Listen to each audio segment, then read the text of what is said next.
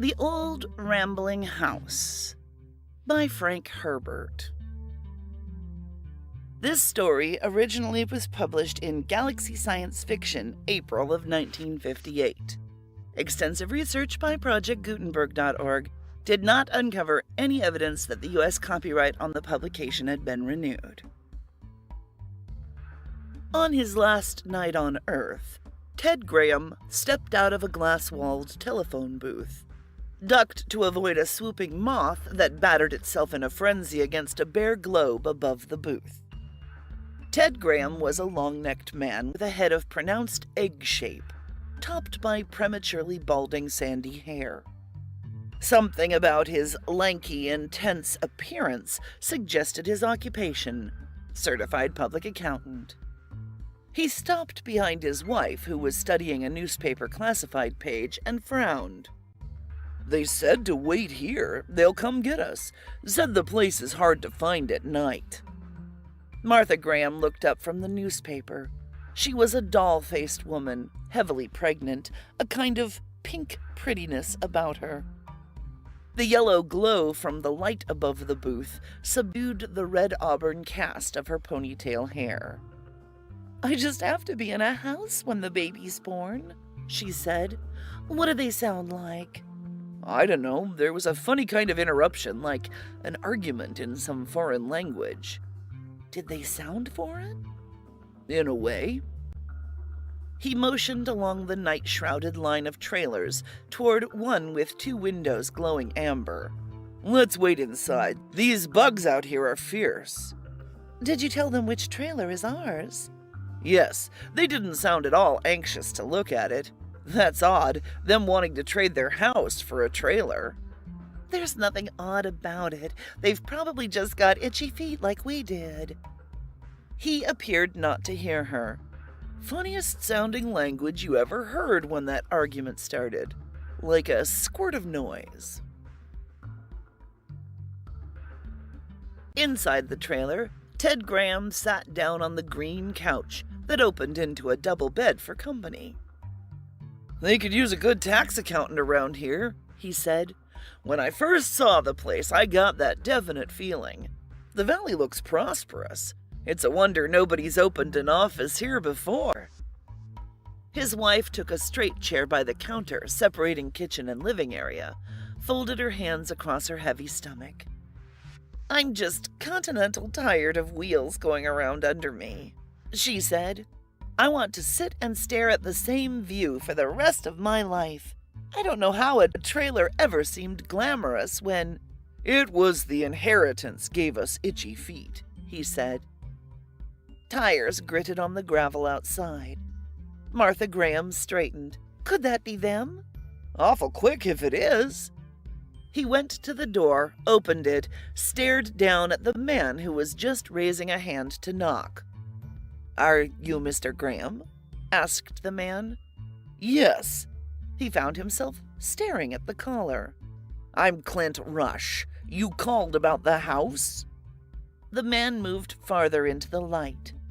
At first he'd appeared an old man, fine wrinkle lines in his face, a tired, leather look to his skin. But as he moved his head in the light, the wrinkles seemed to dissolve, and with them the years lifted from him. "Yes, we called," said Ted Graham. He stood aside. "Do you want to look at the trailer now?" Martha Graham crossed to stand beside her husband. "We've kept it in awfully good shape," she said. "We've never let anything get seriously wrong with it." "She sounds too anxious," thought Ted Graham. "I wish she'd let me do the talking for the two of us." "We can come back and look at your trailer tomorrow in daylight," said Rush. "My car's right out here, if you'd like to see our house." Ted Graham hesitated. He felt a nagging worry tug at his mind, tried to fix his attention on what bothered him. "Hadn't we better take our car?" he asked. "We could follow you." "No need," said Rush. "We're coming back into town tonight anyway. We can drop you off then." Ted Graham nodded. "Be right with you as soon as I lock up." Inside the car, Rush mumbled introductions. His wife was a dark shadow in the front seat, her hair drawn back in a severe bun. Her features suggested gypsy blood. He called her Raimi.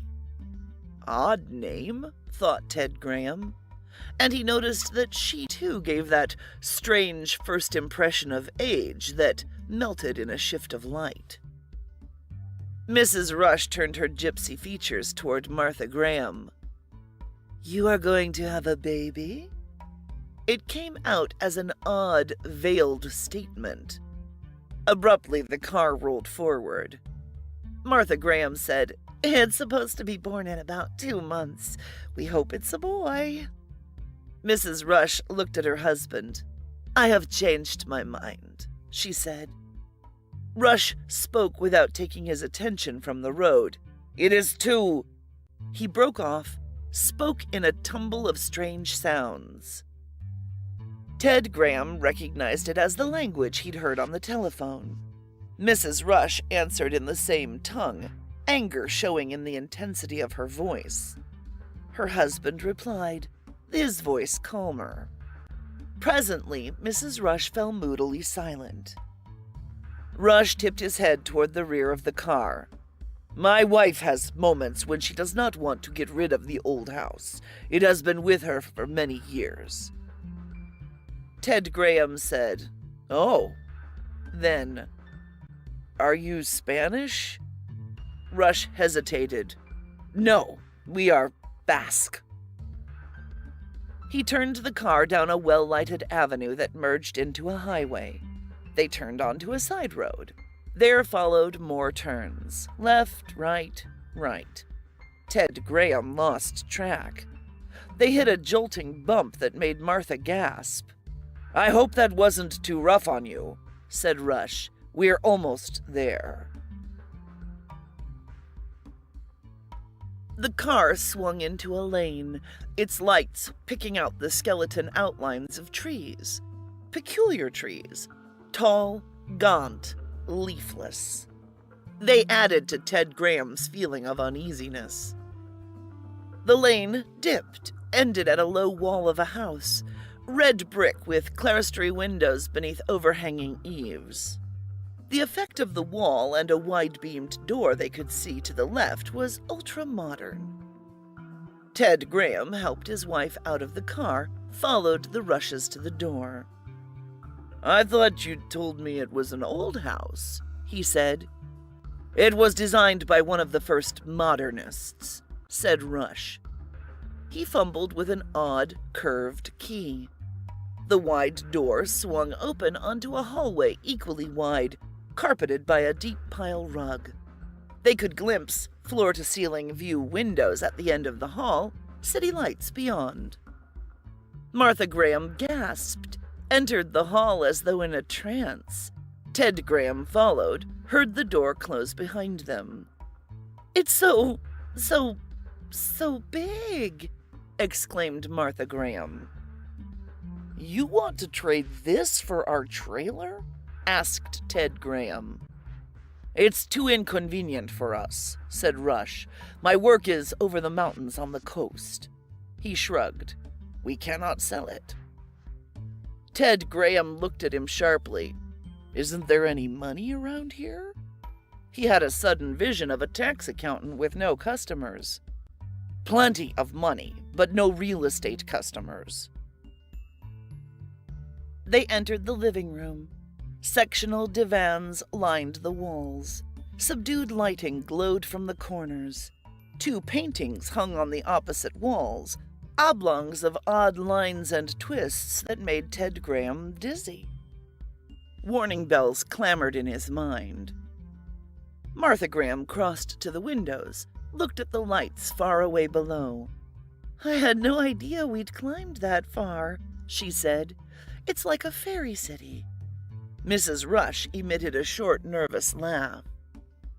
Ted Graham glanced around the room, thought, if the rest of the house is like this, it's worth $50,000 or $60,000. He thought of the trailer. A good one, but not worth more than $7,000. Uneasiness was like a neon sign flashing in his mind. This seems so... He shook his head. Would you like to see the rest of the house? Asked Rush. Martha Graham turned from the window. Oh, yes. Ted Graham shrugged. No harm in looking, he thought. When they returned to the living room, Ted Graham had doubled his previous estimate on the house's value. His brain reeled with the summing of it. A solarium with an entire ceiling covered by sun lamps, an automatic laundry where you dropped soiled clothing down a chute, took it washed and ironed from the other end. Perhaps you and your wife would like to discuss it in private, said Rush. We will leave you for a moment. And they were gone before Ted Graham could protest. Martha Graham said, Ted, I honestly never in my life dreamed. Something's very wrong, honey.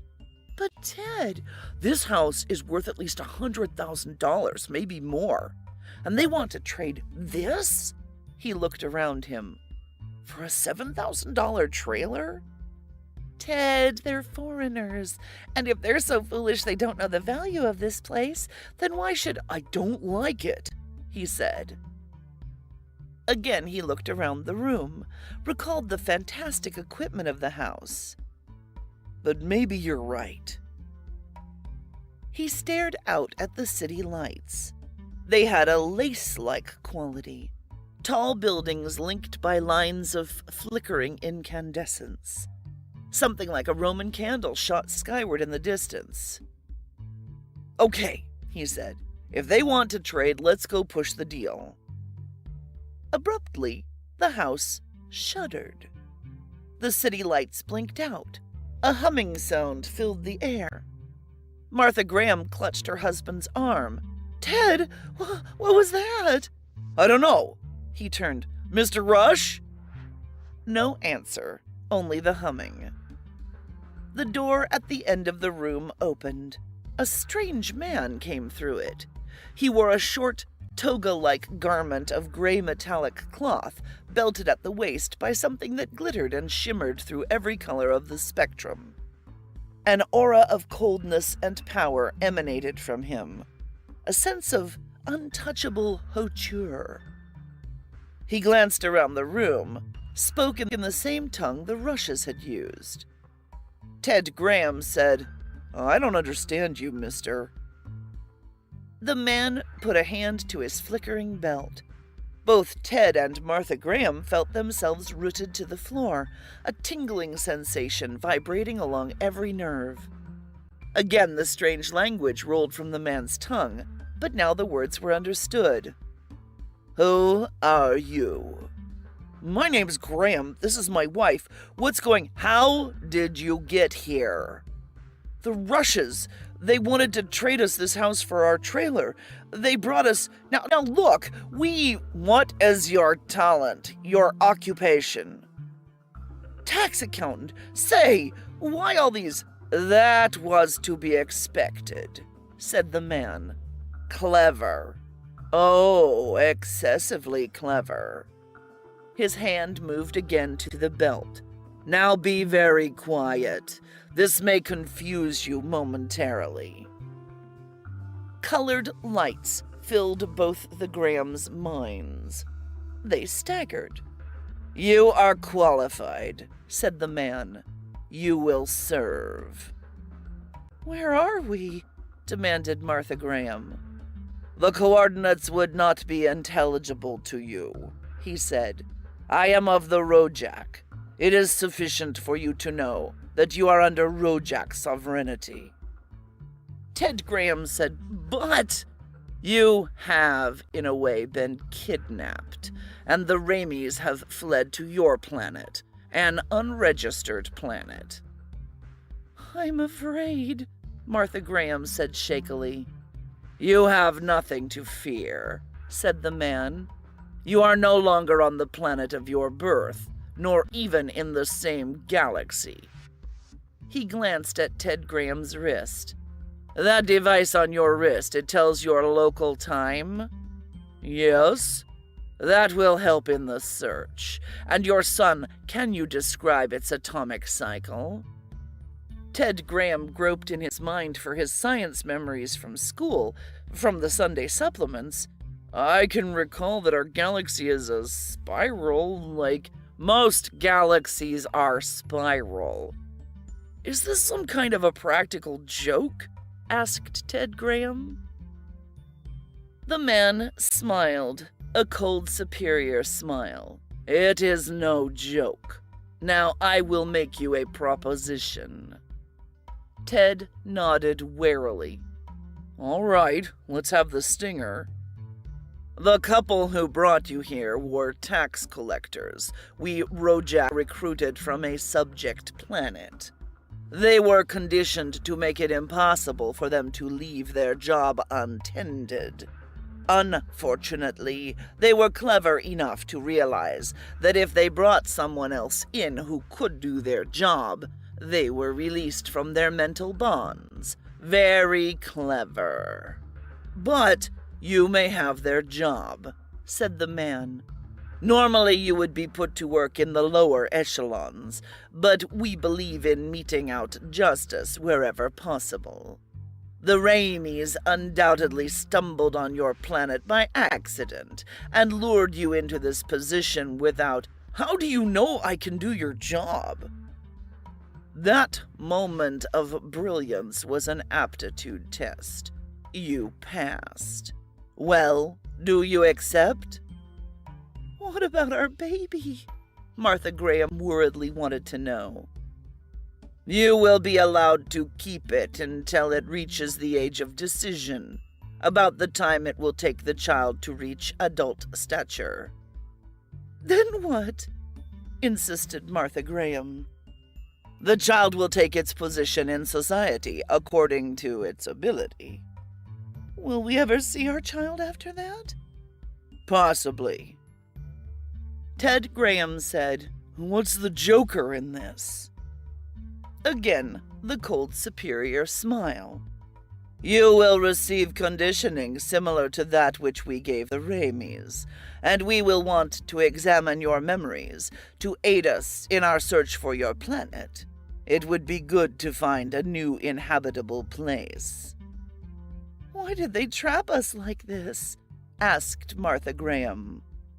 It's lonely work, the man explained. Your house is actually a type of space conveyance that travels along your collection route, and there is much travel to the job. And then you will not have friends nor time for much other than work. Our methods are necessarily severe at times. Travel? Martha Graham repeated in dismay. Almost constantly. Ted Graham felt his mind whirling, and behind him he heard his wife sobbing. The Raimis sat in what had been the Grahams' trailer. For a few moments, I feared he would not succumb to the bait, she said. I knew you could never overcome the mental compulsion enough to leave them there without their first agreeing. Raimi chuckled. Yes, and now I'm going to indulge in everything the Rojak never permitted. I'm going to write ballads and poems. And I'm going to paint, she said. Oh, the delicious freedom. Greed won this for us, he said. The long study of the Grahams paid off. They couldn't refuse to trade. I knew they'd agree. The looks in their eyes when they saw the house. They both had... She broke off, a look of horror coming into her eyes. One of them did not agree. They both did, you heard them. The baby! He stared at his wife. But it is not at the age of decision. In perhaps 18 of this planet's years, it will be at the age of decision. What then? His shoulders sagged. He shuddered. I will not be able to fight it off. I will have to build a transmitter, call the Rojak, and confess. And they will collect another inhabitable place. she said, her voice flat and toneless. "I've spoiled it," he said. "I've spoiled